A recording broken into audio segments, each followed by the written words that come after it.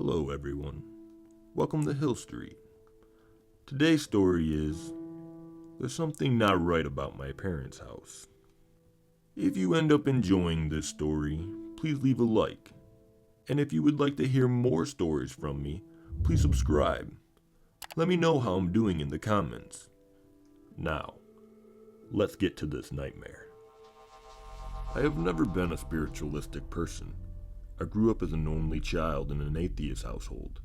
Not ever was there one moment in my lifetime where I ever considered to join a religion. I just thought of it as restricting your life, with all the rules that come with joining a religion. Although a lot of people would disagree with me, I would never care. As I grew a little older, around the age of 12, I started noticing weird things happening around the house. These weird things were small but noticeable, like one of my stuffed animals would be facing the opposite direction that I had already left it in. Weird, I would always think to myself. Then proceed to ask my parents about it. When they would say they never touched my stuff, I just assumed that I accidentally bumped it on the way out of my room or something. What else could have caused it? The wind? I chuckled to myself. How stupid. Every weekend my parents would go out grocery shopping. I hated grocery shopping. Every time I would go, all I would do would be staring at the shelves like a mindless zombie as my parents constantly asked me what I wanted to eat for dinner this week. Although these are important questions, I was never a fussy eater from the second I was born, so they could make whatever they wanted. I wouldn't mind.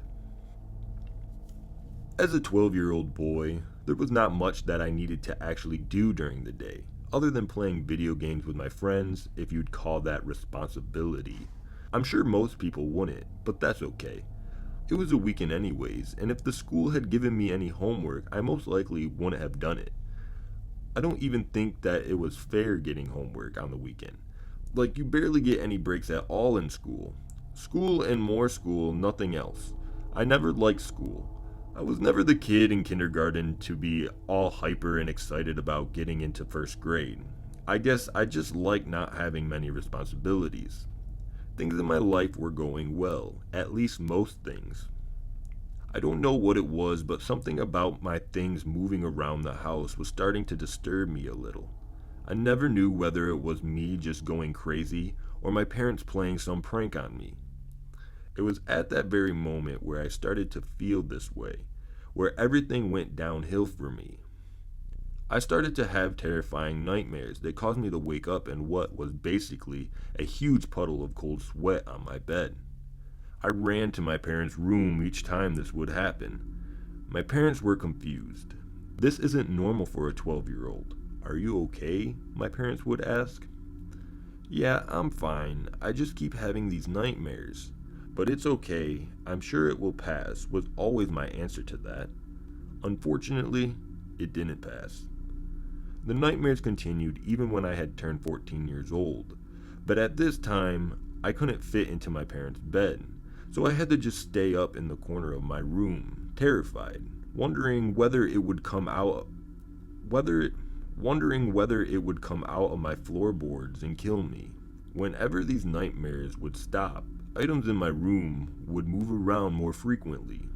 At this point, I began to research about these events.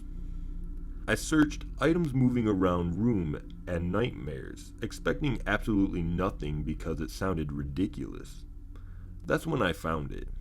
A server full of people who had been experiencing these same events, well, at least similar events to mine. While reading, I had noticed that it was around the time where I would wake up in cold sweat, just like every night, 2:47 a.m.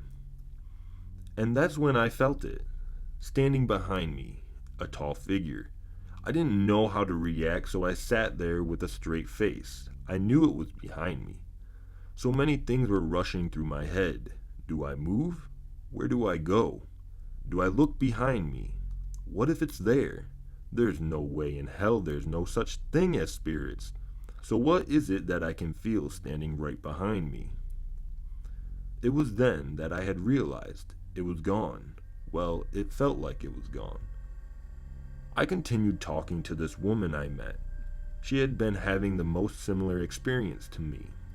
We didn't mind the 15-year age gap, since she had only ever found one person who had such a similar experience to hers. It was while I was typing to her when I felt it. A cold, dry, and skinny hand grabbed a hold onto my leg underneath my desk.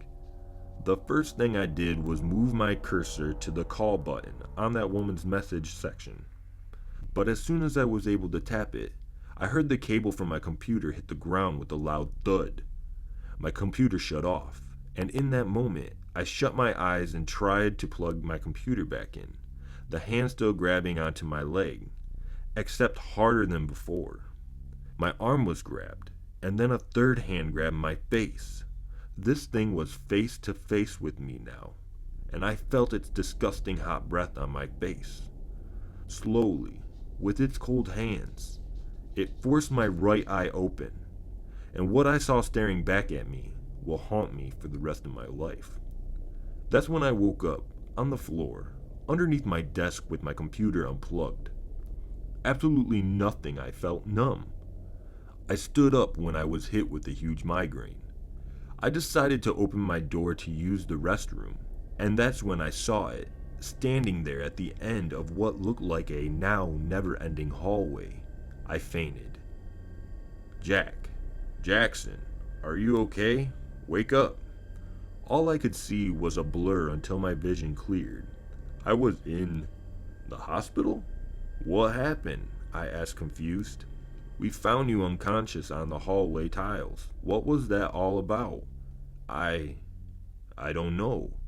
I barely even have any idea as to what you're talking about. And that's when it dawned on me. That face, that creature, was it real? Or was it just some horrifying episode of sleepwalking?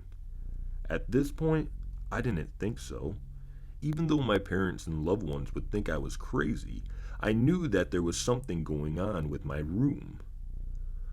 So when it was time for my parents to go grocery shopping again, I called the local priest over to my house.